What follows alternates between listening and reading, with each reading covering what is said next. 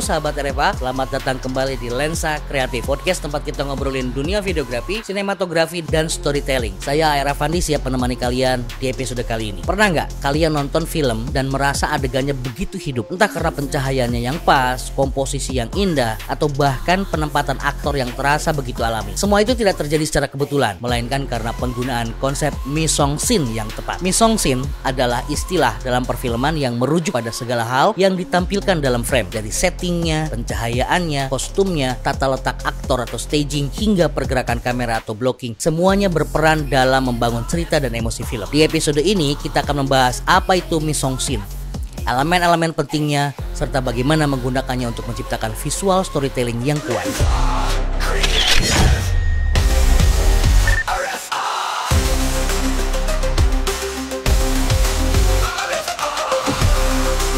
Sebelum kita masuk ke detail teknis, kita harus memahami dulu apa sebenarnya mise-en-scène itu. Mise-en-scène berasal dari bahasa Perancis yang berarti menempatkan di dalam adegan. Dalam perfilman ini mengacu pada bagaimana semua elemen visual diatur dalam frame untuk membangun suasana dan menyampaikan makna cerita. Kenapa mise-en-scène itu penting? Pertama adalah membantu menciptakan mood dan atmosfer film. Yang kedua adalah mengarahkan perhatian penonton ke elemen tertentu di dalam frame atau menentukan point of interest. Selanjutnya adalah menyampaikan emosi, tema, dan karakterisasi tanpa harus menggunakan dialog. Contohnya dalam film Joker, pencahayaan redup dan warna hijau dan kuning yang dominan menciptakan kesan suram dan psikologis yang gelap. Kemudian dalam film La La Land, warna-warna cerah dan blocking yang simetris mencerminkan romansa dan mimpi-mimpi. Sahabat RFA, visual adalah bahasa film. Mise-en-scène membantu menyampaikan pesan tanpa harus menggunakan banyak kata-kata.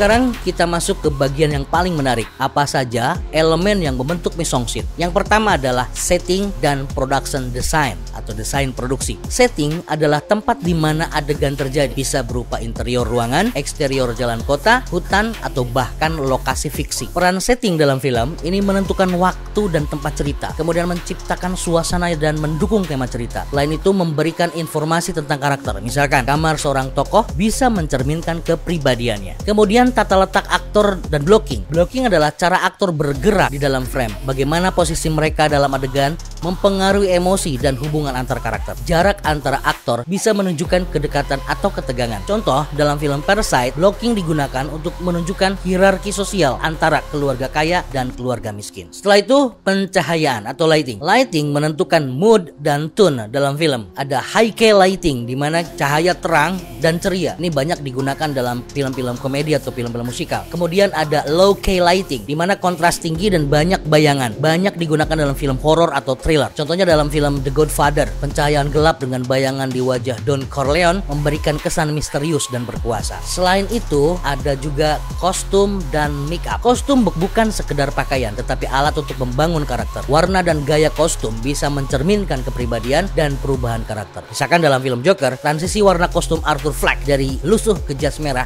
mencerminkan transformasinya menjadi seorang Joker. Kemudian ada warna dan simbolisme. Warna adalah salah satu elemen yang paling kuat dalam mise-en-scène. Merah ini bisa melambangkan kemarahan, gairah, atau bahaya. Biru ini bisa melambangkan kesedihan atau kedamaian. Hijau bisa menunjukkan kebingungan, kegilaan, atau ketenangan. Contoh dalam film The Matrix, warna hijau mendominasi adegan di dalam simulasi komputer. Sedangkan di dunia nyata, dia memiliki warna yang lebih natural. Gunakan warna dengan bijak. Setiap warna memiliki efek psikologis yang bisa memperkuat cerita film.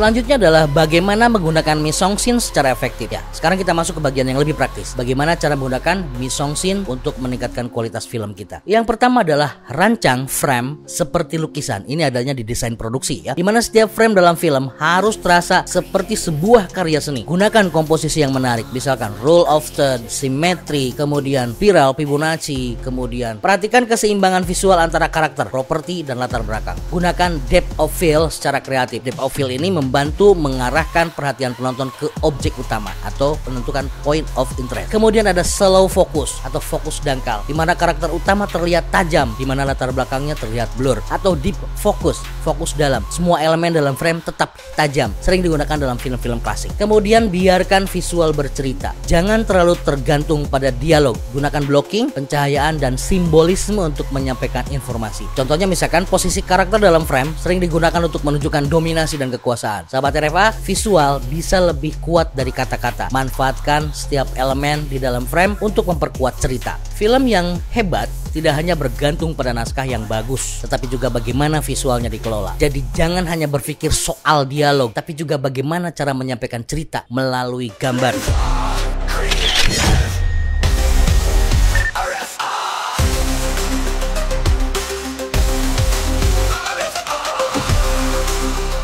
Sahabat Reva, itu tadi pembahasan tentang mise en scène, seni menata visual dalam film. Semoga episode ini membantu kalian memahami bagaimana mengatur elemen visual agar film kalian semakin kuat. Jangan lupa subscribe podcast ini, subscribe RFA Corner dan Lensa Kreatif, share ke teman-teman kalian, dan kalau ada pertanyaan atau request topik bisa DM ke Instagram berikut ini. Sampai jumpa di episode berikutnya dan teruslah berkarya. Salam Lensa Kreatif.